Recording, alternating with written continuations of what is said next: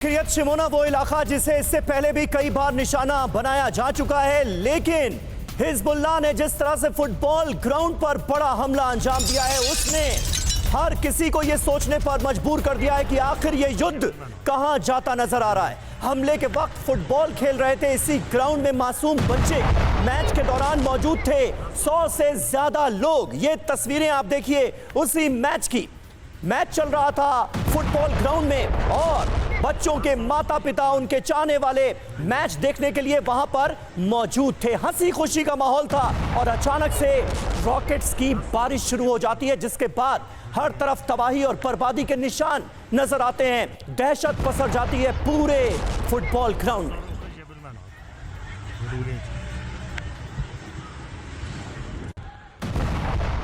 एक और बड़ी खबर इससे जुड़ी आपको बताएं, 7 अक्टूबर के बाद इजराइल पर यह सबसे बड़ा हमला है। हिजबुल्लाह का अभी तक का सबसे बड़ा अटैक। हिजबुल्लाह के हमले पर इजरायली डिफेंस फोर्स का बड़ा बयान। 7 अक्टूबर के बाद नागरिकों पर इस बड़े हमले को अंजाम दिया गया है। आपको याद होगा 7 अक्टूबर की तारीख, जब हमास की तरफ से म्यूजिक कॉन्सर्ट जब चल रहा था, उस दौरान हमले को अंजाम दिया गया था।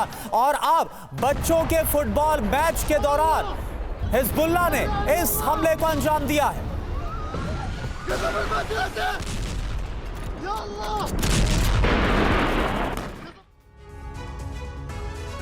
तो इस जंग के चलते मानवता पर कैसा कहर टूटा है, ये तस्वीरें इसकी गवाही दे रही हैं। 7 अक्टूबर पार्ट 2 इसे कहा जा रहा है। 7 अक्टूबर जैसा हमला क्यों, 7 अक्टूबर को हुआ क्या था, ये भी आपको बताएंगे। लेकिन 7 अक्टूबर जैसा हमला इसलिए क्योंकि हिजबुल्लाह ने एक फुटबॉल ग्राउंड को निशाना बनाया जहां पर मासूम बच्चों का गेम चल रहा था, वो फुटबॉल खेल रहे थे। हिजबुल्लाह ने एक एक करके 40 रॉकेट यहां पर दागे।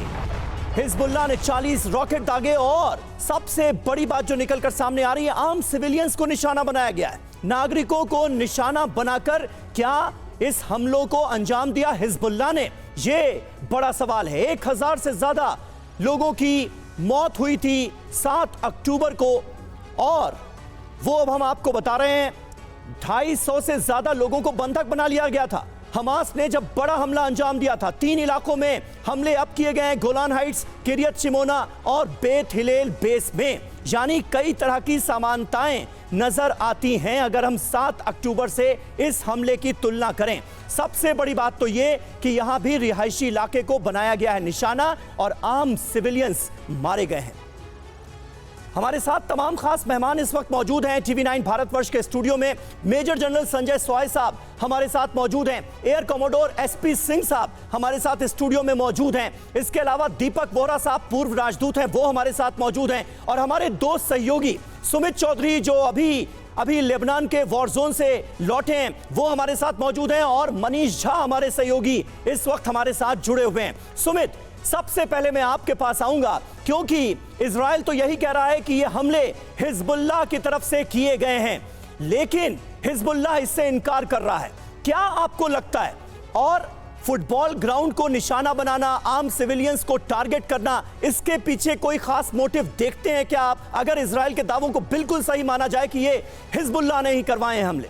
देखिए समीर, सबसे पहले तो मैं आपको बताऊं कि कल जब ये पूरा इंसिडेंस हुआ, मैंने खुद हिजबुल्लाह कमांडर से बात की। उन्होंने इस बात को लेकर डिनाई किया। उन्होंने ये भी कहा कि देखिए 2006 में हमसे एक ऐसी गलती हुई थी जब हमने सिविलियन इलाकों को टारगेट किया था और हमने उसके लिए अपॉलॉजी मांगी थी सार्वजनिक रूप से। हमने इंटरनेशनल कम्युनिटी को बताया था कि गलती हमारी है। लेकिन कल वाले बात की अगर आप करें, क्योंकि गोलान हाइट्स में इस इलाके में होकर आया हूँ, ये एक तरीके का ट्राई जंक्शन मान लीजिए, जहाँ सीरिया बॉर्डर भी लगता है, जहाँ पे लेबनान बॉर्डर भी लगता है और जहाँ पे नॉर्थ पार्ट ऑफ जो इजराइल है वो भी लगता है। हालांकि देखिए इजराइल साफ तौर पर कह रहा है, इलाके को स्पेसिफाई कर रहा है कि ये शेल यहीं से आया, उसको लगातार हमने इंटरसेप्ट किया, लेकिन हिजबुल्लाह इस बात को डिनाई कर रहा है। और ऐसे में ना तो हिजबुल्लाह इस बात को मानेगा, ना इजराइल इस बात को मानेगा। लेकिन ये जरूर है, आप मान के चलिए कि ये एक तरीके का मौका है अब इजराइल के लिए, खास तौर पर साउथ लेबनान के अंदर अपने ऑपरेशंस को इंटेंसिफाई करना। अभी आईडीएफ की तरफ से जो बताया गया कि हमने 7 जगहों से ज्यादा साउथ लेबनान में अटैक किया और हमने ना सिर्फ साउथ लेबनान, हमने बियॉन्ड दिस हमने अटैक किए हैं, तो निश्चित तौर पर इजराइल को एक जस्टिफिकेशन, एक मौका मिला है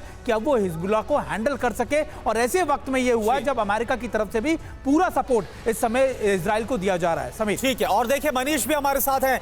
मनीष, जो हिजबुल्लाह की तरफ से इंकार किया जा रहा है, उसकी तरफ से ये कहना है कि जो इजराइल की एयर डिफेंस सिस्टम है उसी की मिसाइल आकर वहां पर गिरी, ये दावा हिजबुल्लाह की तरफ से किया जा रहा है। आपको क्या इनपुट्स मिल रहे हैं? और साथ ही जो खबर सामने आ रही है कि बेंजामिन नेतन्याहू आज ही पहुंच रहे, बीच में अमेरिका का दौरा छोड़ करके इजराइल, तो क्या संकेत मिल रहे हैं? 24 घंटे के अंदर क्या कुछ बड़ा हो सकता है क्या?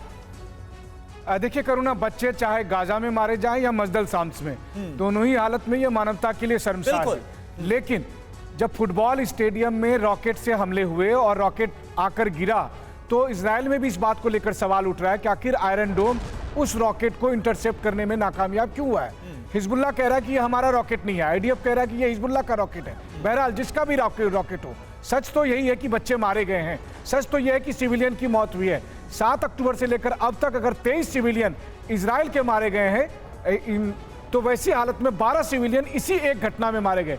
अब ऐसी स्थिति में इजराइल का रिएक्शन क्या होगा? इजराइल को इसलिए भी रिएक्शन कर देना पड़ेगा क्योंकि जो बच्चे मारे गए हैं वो द्रुज कम्युनिटी के हैं, वो यहूदी नहीं है। अगर ऐसी स्थिति में इजराइल जोरदार रिएक्शन नहीं देगा तो पहली बात यह है कि द्रुज कम्युनिटी नॉर्थ इजराइल में, लेबनान और सीरिया के जो गोलन हाइट्स के इलाके में रह रही है, उनमें एक अविश्वास होगा। उनको लगेगा कि यहूदी जब मारे जाते हैं तो इजराइल बहुत कड़ा प्रतिक्रिया देता है, लेकिन जब हम पर हमला होता है तो हम नहीं हो रहा है। वहीं दूसरी तरफ नेतन्याहू पर जो आंतरिक दबाव है, ऐसी स्थिति में इस हमले में वो इसका फायदा भी उठाने की कोशिश करेंगे और इजराइल फिर लेबनान के खिलाफ अपने हमले को उस हद तक लेकर जाएगा जहां वो कहता है कि हम फुल फ्लेज वॉर के लिए तैयार हैं।